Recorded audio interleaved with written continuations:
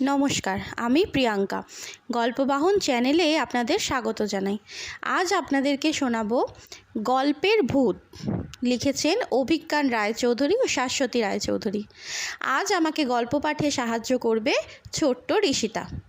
শুরু করতে চলেছি আজকের গল্পের ভূত। কাম্পুচিয়ায় এক রাজপুত্র ছিল। সে গল্প শুনতে খুব ভালোবাসত। সেই ছোট্টবেলা যখন প্রথম কথা বলতে শিখেছে তখন থেকে একটাই মাত্র আবদার তার, তা হলো গল্প শোনার। রাজপ্রাসাদের এক বুড়ো চাকর নানান দেশের প্রচুর গল্প জানত আর বলতেও পারত খুব ভালো।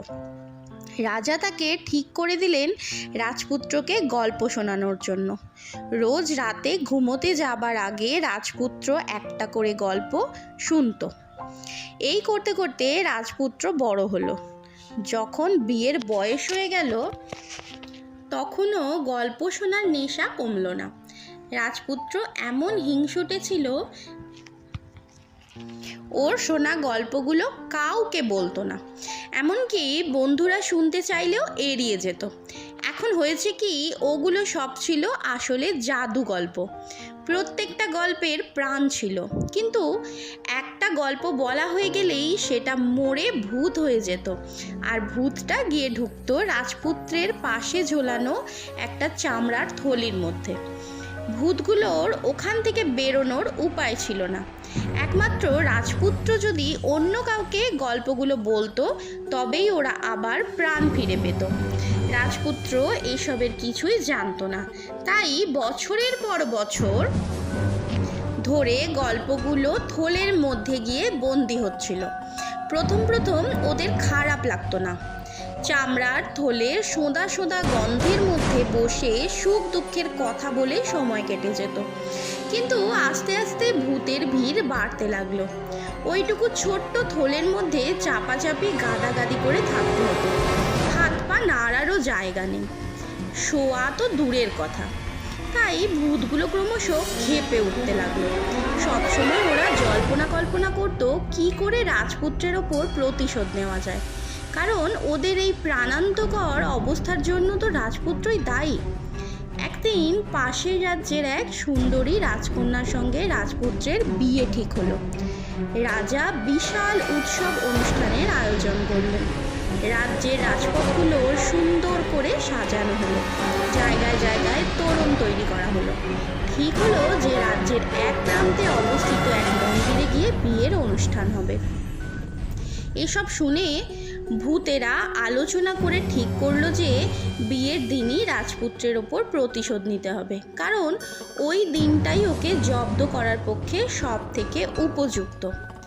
বিয়ের দিন সকাল থেকেই রাজপ্রাসাদ সরগরম। লোকজন, দাস দাসী, আত্মীয় স্বজন সবাই ব্যস্ত সমস্ত হয়ে ঘোরাঘুরি করছে। রাজপুত্রের বিয়ে বলে কথা, ওদিকে থলের মধ্যে গল্পভূতেরা এসে নানা রকম ষড়যন্ত্র করছে।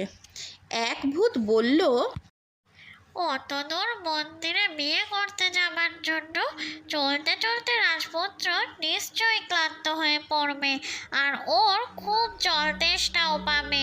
তাই আমি একটা সুন্দর কারুকাজ করা সোনার ঘোড়া হয়ে পথের ধারে পড়ে থাকবো।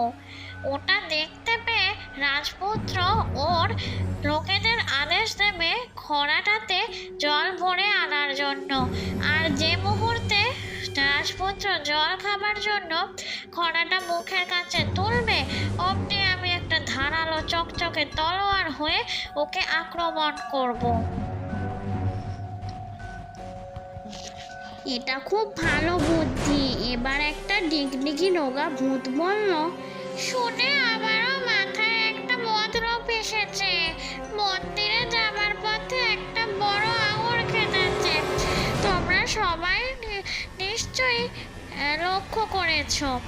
আমি এক থোকা পাকা রসালো আঙুর হয়ে ঠিক রাস্তার ধারে একটা গাছে ঝুলে থাকবো। অত ভালো আঙুর দেখে রাজপুত্র খেতে চাইবেই, আর যখনই খাওয়ার জন্য আঙুরের থোকা রাজপুত্র মুখের কাছে তুলবে অমনি আমি একটা বিষাক্ত কাঁকড়া বিছে হয়ে ওর গলায় কামড়ে দেব। বাহ বাহ, খুব ভালো বুদ্ধি বের করেছো ভাইয়া। বেশ উস্তাদ গোছের এক বড় ভূত রোগা ভূতটার পিঠ চাপড়ে দিল। এবার আমার বুদ্ধিটা শোনো। তোমরা সবাই জানো যে বিয়ের অনুষ্ঠানে একটা নিয়ম আছে যে মন্দিরের সিঁড়িতে ওঠার সময় রাজপুত্রকে একটা চালের বস্তার ওপর পা ফেলে উঠতে হবে। আমি করব কি, বেশ কয়েকটা ধারালো কাচের টুকরো হয়ে ওই বস্তার মধ্যে লুকিয়ে থাকবো। তাহলে ওর ওপরে দাঁড়ালেই রাজপুত্রের পা কেটে রক্তারক্তি হবে। কি ভালো বুদ্ধি নয়? নিজের বুদ্ধিতে নিজেই মুগ্ধ হয়ে বুড়ো সাদা লম্বা দাড়ি নেড়ে উঠল। সবশেষে একটা কুচকুচে কালো হাড়গিলে ভূত থলের তলা থেকে গলা বাড়িয়ে বলে উঠল, তোমাদের সবার বুদ্ধি ভালো, তবে আমার মাথাতেও একটা ফন্দি এসেছে। আমি একটা বিষাক্ত সাপ হয়ে রাজপুত্রের বিছানায় লুকিয়ে থাকবো। রাজপুত্র ও তার নতুন বউ ঘুমিয়ে পড়া মাত্রই বেরিয়ে এসে আমি ছবল মারবো। বাছাধন যাবে কোথায়? তোমাদের মতলবগুলোতে যদি কাজ নাও হয়, আমার হাত থেকে ওর রক্ষে নেই। কখন কিভাবে কাজ শুরু করা যায় এসব নিয়ে আলোচনা করতে করতে ভূতেরা এতই উত্তেজিত হয়ে উঠল যে জানতেও পারলো না কখন ওদের ফিসফিসানি আস্তে আস্তে প্রবল চেঁচামেচিতে পরিণত হয়েছে। আর এও জানতে পারলো না যে রাজপুত্রের বুড়ো চাকর এসে ওদের সব ষড়যন্ত্র পরিকল্পনা শুনে নিয়েছে। সব শুনে ও ঠিক করলো যে করেই হোক রাজপুত্রকে বাঁচাতে হবে। মন্দিরে যাবার পথে রাজপুত্রের সত্যিই খুব জল তেষ্টা পেল। আর তক্ষুনি পথের পাশে একটা সোনার ঘড়া দেখতে পেয়ে রাজপুত্র তাতে জল ভরে আনার জন্য হুকুম দিল। কিন্তু সঙ্গে সঙ্গে বুড়ো চাকর এগিয়ে এসে বলল, না রাজপুত্র, এখন কিছুতেই জল খাওয়া চলবে না। জল পরে তোমার অত সুন্দর পোশাক নষ্ট হয়ে যাবে। তাছাড়া এখন দাঁড়াবার সময়ও নেই। রাজ অতিথিরা চাকরের এরকম দুঃসাহসে অবাক হয়ে গেলেও রাজপুত্র সঙ্গে সঙ্গে বলে উঠল, ঠিক আছে, তুমি যখন বলছো তখন তাই হবে। আসলে ছোটোবেলা থেকে ওর কোলে পিঠে চড়ে মানুষ হয়েছে বলে রাজপুত্র সবসময় ওকে মেনে চলতো। আর একটু এগোতেই এক আঙুর ক্ষেত পড়ল। একদম পথের পাশেই একটা গাছে ঝুলে আছে এক থোকা লোভনীয় আঙুর। দেখেই রাজপুত্র বলে উঠল, বাহ, কি সুন্দর আঙুর! এই, কে আছো? ওই আঙুরের থোকাটা পেড়ে নিয়ে এসো তো। বুড়ো চাকর আবার বলে উঠল, আঙুরের রস লেগে জামা কাপড় একদম খারাপ হয়ে যাবে, আর আমাদের হাতে একদম সময়ও নেই। সবাইকে অবাক করে দিয়ে এবারও রাজপুত্র বলে উঠল, হ্যাঁ হ্যাঁ, তুমি ঠিকই বলেছ, আঙুর পরেই খাওয়া যাবে। একটু পরেই বিয়ের শোভাযাত্রা মন্দিরে পৌঁছালো। প্রথম সিঁড়িতে একটা চালের বস্তা রাখা হলো। তার ওপরে পা দিয়ে রাজপুত্রকে মন্দিরে উঠতে হবে। কিন্তু রাজপুত্র পা বাড়ানোর সঙ্গে সঙ্গেই বুড়ো চাকর দৌড়ে এসে এমন এক ধাক্কা দিল যে রাজপুত্রের পা বস্তার ওপর পড়লই না। এমন অশুভ ঘটনায় অন্যান্য সবাই রেগে একেবারে আগুন। বারবার চাকরের এরকম দুঃসাহসে অবাক হয়ে সবাই এক এক রকম মন্তব্য করতে লাগলেন। এবার এর একটা বিহিত হওয়া উচিত। কিন্তু রাজপুত্র সঙ্গে সঙ্গে ওকে ক্ষমা করে দিয়ে বলল, না না, আজকের দিনে ওকে কেউ কিচ্ছু বলো না। সেই ছোটোবেলা থেকে আমি বলতে গেলে ওর কাছেই মানুষ। সব সময় বিপদে আপদে আমাকে আগলে রেখেছে। যতই হোক, এখন ওর বয়সও হয়েছে, ওর সব দোষ ধরলে চলবে কেন? এসব গোলমালের চালের বস্তার কথা আর কারোর মনেই রইল না। বিয়ের বাকি অনুষ্ঠান কোনো রকম গণ্ডগোল ছাড়াই বেশ ভালোভাবেই মিটে গেল। রাতে সব অতিথি বিদায় নেবার পর রাজপুত্র আর নতুন বউকে ফুল দিয়ে সাজানো একটা সুন্দর ঘরে শুতে পাঠানো হলো।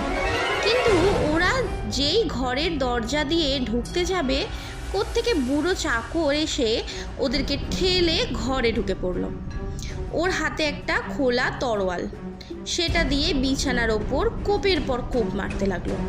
রাজপুত্র এবার একটু রেগে গিয়েই বলল, তুমি কি শুরু করেছো বলো তো? আজ সকাল থেকে তোমায় অনেকবার ক্ষমা করে দিয়েছি, কিন্তু তোমার ব্যাপার স্যাপার আমি কিছুই বুঝতে পারছি না। তোমার হলো কি? কোনো কথা না বলে ও বিছানার চাদরটা একটানে সরিয়ে দিতেই দেখা গেল একটা বড় কালো ছিন্ন ভিন্ন সাপের দেহ। বুড়ো চাকর তারপর রাজপুত্রকে সব কথা খুলে বলল। আরও বলল, ওরা তোমার ওপর কেন খেপে গিয়েছিল জানো তো? তুমি ওই গল্পগুলো কাউকে না বলে ওদেরকে বন্দি করে রেখেছিলে। গল্প হলো বলার জন্য, গল্প এভাবেই বেঁচে থাকে, আর কাউকে না বলে খালি নিজের কাছে লুকিয়ে রাখলে এ দশাই হয়। শেষ হলো আজকের গল্প।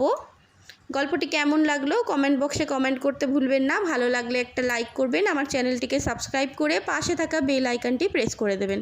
দেখা হচ্ছে পরবর্তী গল্পে, ততদিন ভালো থাকবেন, সুস্থ থাকবেন, নমস্কার।